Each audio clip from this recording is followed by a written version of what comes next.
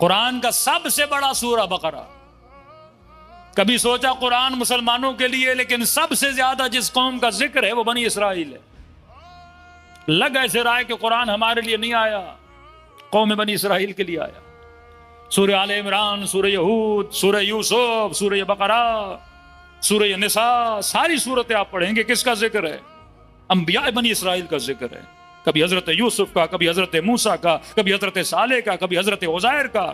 انبیاء کا ذکر کون؟ انبیاء بنی اسرائیل. پروردگارہ سب سے بڑا سورہ، اس میں قصہ کس کا ہے؟ گائے کا قصہ ہے. کس کی گائے تھی؟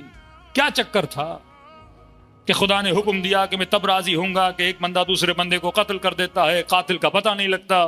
آتے حضرت موسیٰ کے پاس، ہمیں بتاؤ قاتل کون ہے تاکہ ہم سزا دیں، ہمیں پتہ چلے کہ ہمارے اندر کون ہے جس نے ہمارے بندے کو مارا ہے. اللہ نے کہا ایک شرط پہ بتاؤں گا، جب تم گائے کو ذبح کرو.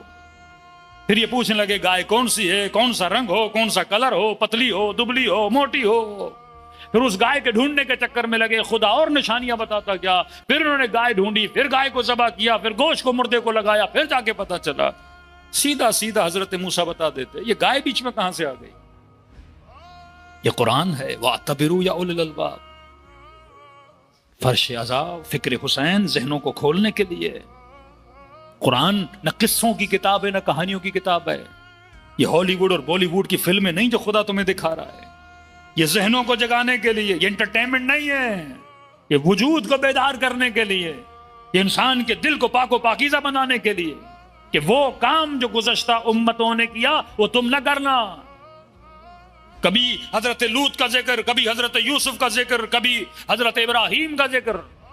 لوط کے زمانے میں ایک بیماری تھی، ہم جنس پرستی. نوح کے زمانے میں ایک بیماری تھی، بت پرستی. ابراہیم کے زمانے میں ایک بیماری تھی، آگ پرستی، بت پرستی. ہر نبی کے زمانے میں ایک بیماری پائی جاتی تھی. لیکن جس زمانے میں تو رہے گا یہاں ساری بیماریاں ہوں گی، ساری چیزیں اکٹھے تمہاری نسلوں کی طرف آئیں گی. ہم جنس پرستی بھی ہوگی، بت پرستی بھی ہوگی، انا پرستی بھی ہوگی، ذات پرستی بھی ہوگی، مال پرستی بھی ہوگی، قتل انسان بھی ہوگا. پہلے صرف یہ تھا یذبحون ابناءہم ویستحیون نساءہم. فرعون مارتا تھا، بچوں کو قتل کرتا تھا. آج قتل نسل بھی ہے، آج قتل نفس زکی بھی ہے، آج LGBT بھی ہے. آج تمہاری نسلوں کو ہر بے حیائی کے اندر ڈالا جا رہا ہے. یہ سارا خفقان، یہ ساری بیماریاں. تب ایک نبی ایک بیماری. اگر 1,01,000 کم 24,000 انبیاء تھے، جو جو بیماریاں ان کی قوموں میں تھیں وہ ساری بیماریاں آخر زمان میں آ جائیں گی.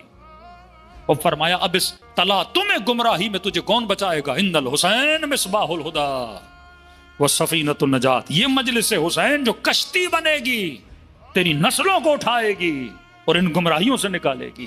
اب تیرا بچہ امریکہ میں رہے، آسٹریلیا میں رہے، یورپ میں رہے یا پاکستان میں رہے، دنیا ایک ولیج بن جائے گی.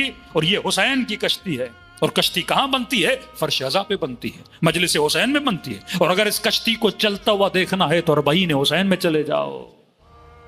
کس طرح انسان کی فطرت 40 میں جاگ جاتی ہے. وہ نگاہ شہوت نہیں، وہ نگاہ کنجوسی نہیں، وہ ایثار کا جذبہ، قربانی کا جذبہ، انسانیت کا جذبہ. ایسے لگتا ہے کہ انسان نہیں، یہ فرشتے ہیں جو چل رہے ہیں، یہ کھلانے والے معمولی انسان نہیں. کون اتنا سخی بن جاتا ہے؟ یہ حسین کی کشتی ہے جو تجھے نور بنا رہی ہے. یہ حسین کی کشتی ہے جو تجھے اصلی فطرت کی طرف پلٹا رہی ہے. اور جیسے اس کشتی سے نکل کے اس تلاطم کے اندر آؤ گے، پھر یہ دنیا کی نجاستیں، یہ دنیا کی خباثتیں، یہ تمہاری نسلوں کو کہاں سے لے کر کہاں لے کر چلی جائیں گی. یہ تمہاری حیا کو چرا لیں گی، تمہاری غیرتوں کو چرا لیں گی. یہ تمہیں امن پسند نہیں، ظلم پرست بنا دیں گی. فرمایا یہ حسین کی کشتی ہے. تب ایک بیماری. اب آؤ سورہ بقرہ، سوچو خدا نے یہ کیوں کہا. فرمایا یؤمنون بالجبت والطاغوت. کبھی بنی اسرائیل گھر میں فراغت ہو، بچوں کے ساتھ بیٹھ کے انہیں بنی اسرائیل سنایا کرو، کیونکہ رسول نے فرمایا بالنعل بالنعل، جو کچھ بنی اسرائیل نے کیا وہ سب کچھ میری امت کرے گی. گلے کاٹے میری امت کاٹے گی، ظلم کیے میری امت کرے گی، فسق کیا میری امت کرے گی، نفاق تھا میری امت کرے گی. وہ ساری بیماریاں نبی نے فرمایا بالنعل بالنعل. حضرت ہارون کو نہیں مانا، وہی امت نے کام کیا اور علی بن ابی طالب سے منہ کو پھیر لیا. وہ سارے ظلم فرمایا یہ ساری امت کرے گی، عبرت حاصل کرو کہ تم ان کاموں میں شریک نہ ہو جانا۔ فرمایا یؤمنون بالجبت والطاغوت، یہ کون تھے بنی اسرائیل؟ فرمایا دو چیزوں پر ایمان رکھتے تھے، ایک جبت پر، ایک طاغوت پر۔ جبت کیا ہے؟ جبت کہتے ہیں ایجپٹ کو، مصر کو۔ بنی اسرائیل نے کہاں سے ہجرت پائی؟ مصر سے ہجرت کی انہوں نے فلسطین کی طرف۔ اب مصر میں رہے تھے، مصر میں اقوام تھی، جس طرح آپ ہندوؤں میں دیکھتے ہیں یہ برہمن ہندو ہے تو کہتے ہیں ہم بڑے اعلیٰ قسم کے لوگ ہیں، اور دوسروں کو کمی نیچی ذات مانی جاتی ہے، اپنے ساتھ بیٹے بھی نہیں دیتے، اور سب کے خدا کیا تھے؟ الگ الگ تھے۔ جو فرعونی تھے ان کے خدا جو تھے وہ یہی گائے تھا۔ کون سی گائے؟ سونے کی گائے۔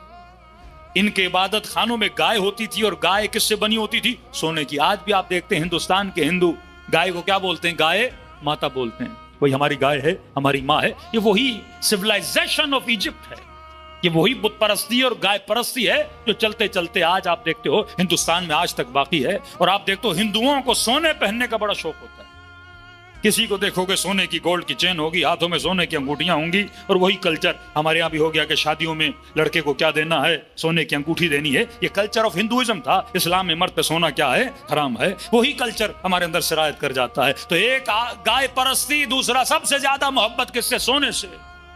جب حضرت موسیٰ نے ان کو توحید پرست بنایا، مصر سے ہجرت کروا کے، معجزہ کروا کے، ید بیضا کروا کے، عصا کو اژدہا بنا کے، سمندر کو زمین بنا کے دوسری طرف لے کر گئے، تو یہ کسی بستی سے گزرے، انہوں نے دیکھا کہ اس بستی والے کیا کر رہے تھے؟ کسی بچڑے کی عبادت کر رہے تھے۔ تو کہا کہ موسیٰ ہم نے سب کچھ مان لیا، تجھے مان لیا، تیرے خدا کو مان لیا، لیکن ایک تھوڑا سا کام کر، یہ نہیں ہو سکتا کہ تو ہمارے لیے بھی کوئی بت بنا دے۔ ابھی تک دل میں کیا تھی؟ ایجپٹ، یؤمنون بالجبت کی محبت تھی، وہ حسرتیں ابھی بھی باقی تھی کہ میں ویسا بنوں جیسا فرعونی تھے۔ تبھی حضرت موسیٰ وواعدنا موسیٰ 30 لیلہ واتممناہا بعشر، جب 40 دن کے لیے اللہ کی عبادت کے لیے جاتے ہیں۔ اب سوال ہے، یہ سامری جب آیا اس نے بکری کیوں نہیں بنائی؟ سمجھو یزیدی کس طرح نسلوں کو چراتے ہیں، طاغوت والے کس طرح تمہارے بچوں کو تمہاری گودوں سے چھینتے ہیں۔ بکری نہیں بنائی، ہاتھی نہیں بنایا، اونٹ نہیں بنایا، اس نے کیا بنائی؟ گائے بنائی، گائے کا بچڑا بنایا۔ سامری سے جب موسیٰ نے کہا کہ تم نے بچڑا کیوں بنایا؟ کہ موسیٰ میں نے ان کے دلوں میں دیکھا، زبان سے تو اللہ کو مان گئے، دل میں اب بھی بچڑے کی محبت تھی۔ زبان سے کلمہ پڑھ لیا، اشہد ان لا الہ الا اللہ واشہد ان محمد رسول اللہ، لیکن ابھی تک وہ جہالت عربیت و عصبیت ان کے دلوں میں باقی تھی کہ وہ جواں ہے، اس کو ہم خلیفہ کیوں بنائیں؟ عرب کی پرانی رسومات ان کے دلوں میں تھی کہ 40 سال سے اوپر ہوگا، بوڑھا ہوگا تو حق حاکمیت اس کے پاس ہے۔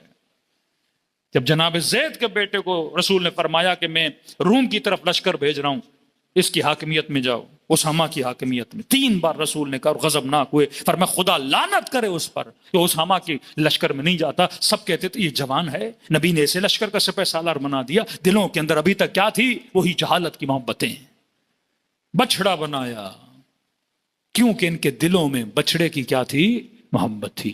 اب خدا نے کہا میں قاتل کا بتاؤں گا، لیکن کب؟ جب تو بچڑے کو ذبح کرے گا۔